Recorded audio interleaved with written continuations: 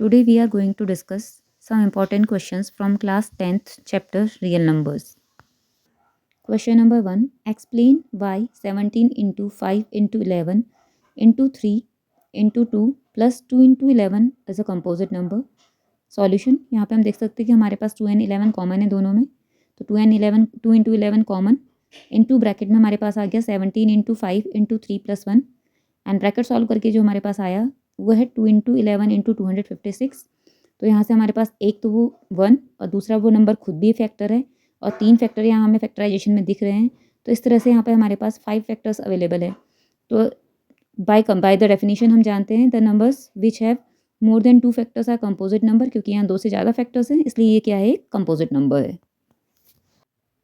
Question number 2. Check whether 4 raised to the power n can end with digit 0 for any natural number n। Solution हमें मालूम है 4 का factor prime factorisation क्या होता है, 2 into 2 यानी कि 2 का स्क्वायर। तो 4 raised to the power n को हम लिख सकते हैं 2 raised to the power 2n। तो यहाँ पे हम देख सकते हैं कि जो 4 के फैक्टराइजेशन में सिर्फ क्या प्राइम फैक्टर आ रहा है 2, और जो फंडामेंटल थ्योरम ऑफ अरिथमेटिक है वो क्या कहती है कि जो किसी भी नंबर का प्राइम फैक्टराइजेशन होता है वो यूनिक होता है। तो यहाँ पे सिर्फ 2 ही हमारे पास प्राइम फैक्टर है, जबकि जो नंबर्स 0 में एंड होते हैं वो सारे 10 से डिविजिबल होते हैं, यानी कि उनके प्राइम फैक्टराइजेशन में 2 and 5 ज़रूर आएंगे। तो यहाँ पे हमारे पास सिर्फ 2 है प्राइम फैक्टराइजेशन में बट 5 नहीं है। तो हम कह सकते हैं कि जो 4 raised to the power n है that does not end with the digit 0 for any natural number n. Question number 3, very important question.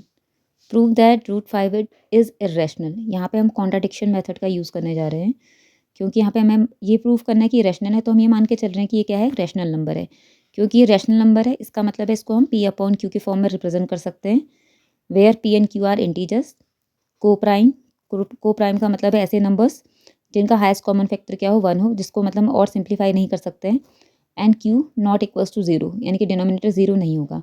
Squaring both sides we get 5 equals to t square upon q square. यहाँ से हमारे पास हो जाएगा 5q square equals to p square. इसका मतलब है जो 5 है क्यू स्क्वायर है वो क्या है, पी स्क्वायर के फैक्टर है। क्योंकि 5 पी स्क्वायर का फैक्टर है इसका मतलब है कि 5 डिवाइड्स पी स्क्वायर। तो एक थ्योरम है, if any prime number divides p square number then it also divides its square root. क्योंकि 5 पी स्क्वायर को डिवाइड कर सकता है इसका मतलब है कि 5 पी को भी डिवाइड कर सकता है। तो हम यहाँ क्योंकि 5 पी को डिवाइड कर रहा है इसका मतलब है कि जो पी है वो 5 का मल्टीपल है। तो पी को हम लिख सकते हैं 5r, जहाँ r एक इंटीजर है। ठीक है, इस वैल्यू को हम रख लेंगे इक्वेशन 1 में। तो यहाँ से हमें मिल जाएगा 5q square equals to bracket 5r square. It means 5q square equals 25r square. 5 से वहाँ 25 डिवाइड हो जाएगा तो ये हो जाएगा q square is equals to 5r square. तो यहाँ से 5 एंड r स्क्वायर दोनों ही क्या हैं, q स्क्वायर के फैक्टर हैं। इसका मतलब है कि जो 5 है वो q स्क्वायर को डिवाइड कर रहा है। अब क्योंकि 5 q स्क्वायर को डिवाइड कर रहा है इसका मतलब है कि जो 5 है वो q को भी डिवाइड करेगा। तो यहाँ से हमारे पास क्या है, पी एंड क्यू का एक कॉमन फैक्टर मिला हमें 5, जबकि हमने क्या माना था कि पी एंड क्यू क्या है, को प्राइम, यानी कि उनका हाईएस्ट कॉमन फैक्टर क्या है, 1। अब ये कॉन्ट्राडिक्शन क्यों हुआ है, क्योंकि जो हमारा जो एजम्पशन था वो रॉन्ग था कि रूट 5 क्या है, एक रैशनल नंबर है। इसका मतलब है कि रूट 5 रैशनल ना होके क्या है, इरेशनल है। तो यहीं पे हमारे यहाँ पे प्रूफ हो गया। Next question, question number 4, prove that 3 + 2 root 5 is irrational. यहाँ पे भी हम कॉन्ट्राडिक्शन मेथड यूज़ करेंगे। तो यहाँ पे भी हम एज्यूम कर रहे हैं कि ये रैशनल नहीं है, ये क्या है, एक रैशनल नंबर है। क्योंकि एक रैशनल नंबर है तो इसका मतलब इसको हम p अपॉन क्यू के फॉर्म में लिख सकते हैं, where p and q are integers, को prime and q not equals to 0।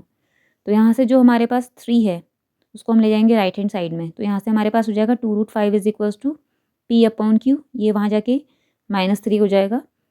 यहाँ से हो जाएगा 2 रूट 5 इज इक्वल्स टू, ठीक है, डिनोमिनेटर्स का एलसीएम ले लेंगे तो p - 3q अपॉन क्यू। फिर जो 2 यहाँ पे रूट 5 के साथ मल्टीप्लाई हो रहा है उसको हम दूसरी साइड ले जाएंगे। तो यहाँ से हो जाएगा root 5 is equals to p upon p - 3q upon 2q। तो यहाँ पे हमारे पास जो राइट हैंड साइड में आया p - 3q अपॉन 2q वो क्या है, एक रैशनल नंबर है। क्योंकि p इंटीजर है, q इंटीजर है, तो उनका जो डिफरेंस है वो भी इंटीजर है।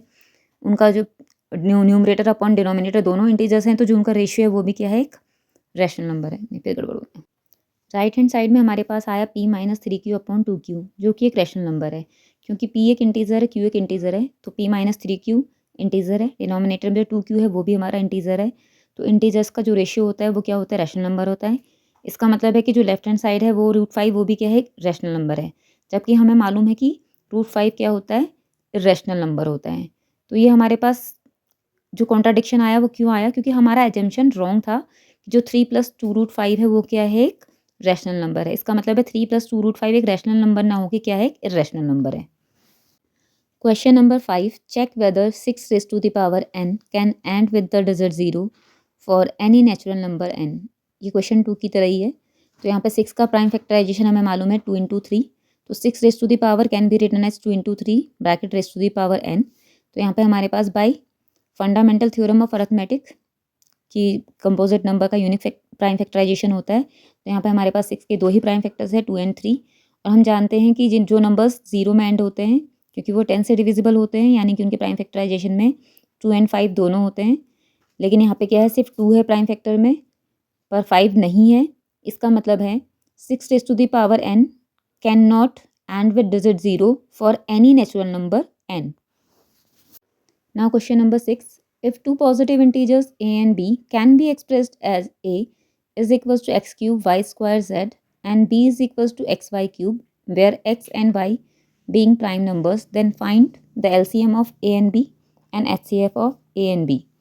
Solution: a is x cube y square z and b is xy cube, and we know that LCM is product of highest powers of the all prime factors involve. तो यहाँ पे prime factors क्या क्या हैं, x Y and Z. तो उनके highest powers को लेना है। एक्स की हाईएस्ट पावर है 3, वाई की हाईएस्ट पावर है 3 एंड जेड की हाईएस्ट पावर है 1। तो ये जगह x cube into y cube into z, यानी कि यहाँ पे जो हमारा एलसीएम है वो है x cube y cube z. And we know that HCF is product of lowest powers of common prime factors involve. तो कॉमन फैक्टर्स यहाँ पे क्या है, एक्स एंड वाई। तो एक्स की लोएस्ट पावर है 1, y की लोएस्ट पावर है 2। तो यहाँ पे जो HCF हो जाएगा वो हो जाएगा x इंटू वाई स्क्वायर, यानी कि XY square. Number 7, if HCF of 16 and y is 8 and LCM of 16 and y is equals to 48, then find the value of y. Solution: as we know that for two numbers, product of two numbers is equals to HCF into LCM। तो यहाँ पे numbers हैं 16 and y, तो उनका product हो जाएगा 16 into y is equals to HCF दिया है 8 एंड LCM है 48, यानी कि 8 इंटू 48। तो यहाँ से 16y इज इक्वल्स टू 384। तो यहाँ पे जो 16 मल्टीप्लाई हो रहा है y के साथ, उसको राइट हैंड साइड में ले जाएंगे तो ये हो जाएगा डिवाइड। तो यहाँ से हो जाएगा y equals to 384 divided by 16। इसको सिंप्लीफाई करेंगे तो यहाँ से हमारे पास y की वैल्यू आ गई 24। It means y is equals to 24।